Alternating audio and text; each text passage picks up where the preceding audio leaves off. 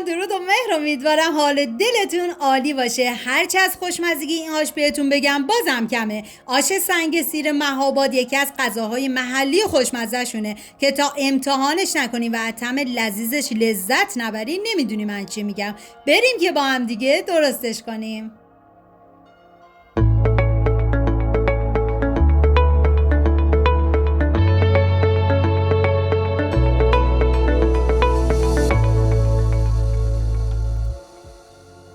مواد لازم: عدس، برنج نیمدانه، گوشت چرخ کرده، کشک، سیر، پیاز.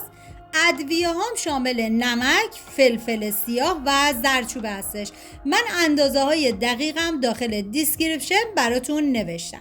تو مرحله اول ما پیاز رو به صورت نگینی کاملا ریزش میکنیم و سعی کنید که برای این غذا از پیاز فراوان استفاده بکنید که طعمش رو بی نهایت خوشمزه میکنه. و داخل قابلمه من کره حیوانی ریختم که شما از هر نوع روغنی که دوست دارید میتونید استفاده کنید. و بعد از اینکه داغ شد پیازایی که ریز کرده بودم و بهش اضافه میکنم. هم میزنم و میذارم تا پیازها کاملا سرخ بشه. واقعا دم کردای عزیزمون گرم با این آش فوق العاده خوشمزه شون. و حالا ادویه ها رو اضافه میکنم: زردچوبه، فلفل سیاه و نمک. توی ریختن نمک دقت کنید، اگر کشکتون شوره از نمک کمتری استفاده بکنید. هم میزنم و میذارم تا ادویه ها تف بخورن و عطر ادویه ها آزاد بشه.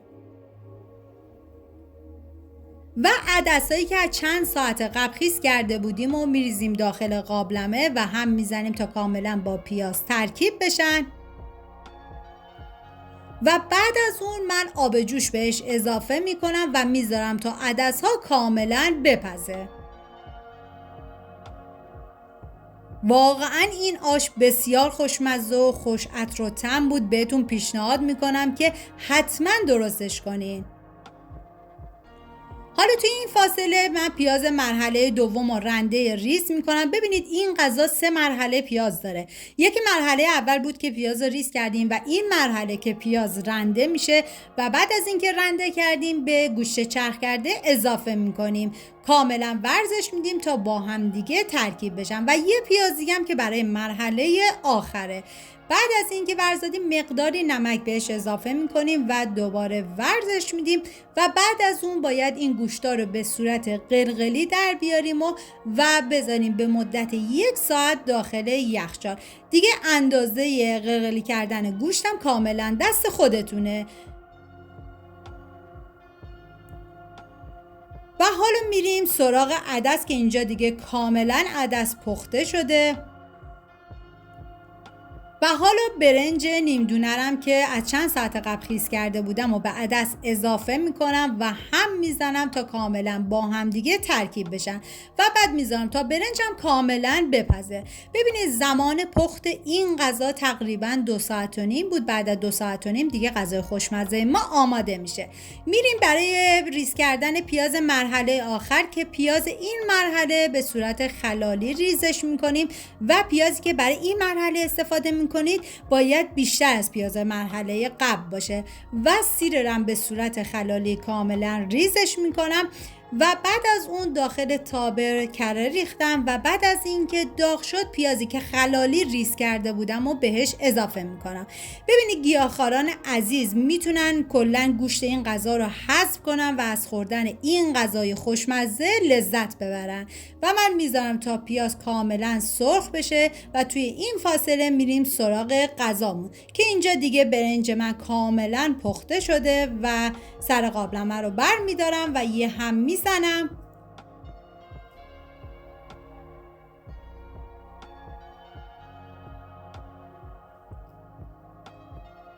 و حالا کشکی که داشتیم و باید رقیقش کنیم و بعد به غذامون اضافه بکنیم. ببینید زمانی هم که کشک رو اضافه میکنیم باید تون هم بزنید که کشکتون بریده نشه. و بعد از اینکه دیگه کشکمون گرم شد ما سر قابلمه رو میذاریم و با حرارت کم به مدت 10 تا 15 دقیقه میذاریم تا آش خوشمزه‌مون کاملا جا بیفته.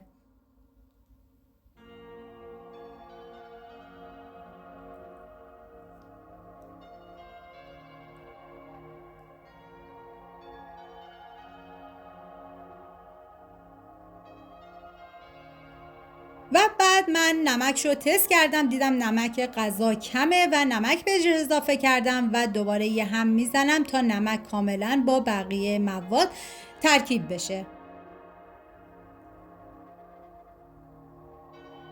و بعد از اون دیگه من سر قابلمه رو میذارم تا غذای خوشمزه ما دیگه کاملا جا بیفته و میریم سراغ پیازی که گذاشته بودیم سرخ بشه. ببینید این پیاز برای تزیین روی غذاشونه که تو رسیپی اصلیش هستش. و حالا من زردچوبه و نمک رو بهش اضافه میکنم، هم میزنم و میذارم تا ادویه ها تف بخورن و عطر ادویه ها آزاد بشه.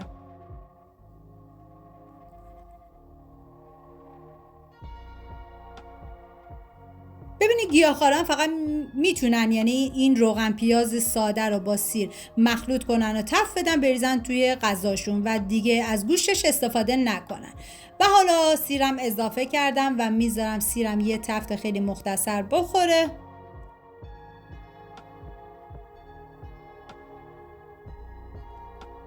و حالا گوشت رو بهش اضافه میکنیم و دیگه میذاریم تا گوشتمون کاملا سرخ بشه.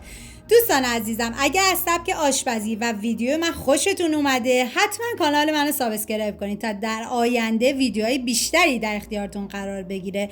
لایک و کامنت هم یادتون نره. خوشحال میشم که نظراتتون رو بخونم. ممنون که تا انتهای ویدیو هم همراه من بودید و اینم از آش سنگ سیر کردی خوشمزه ما.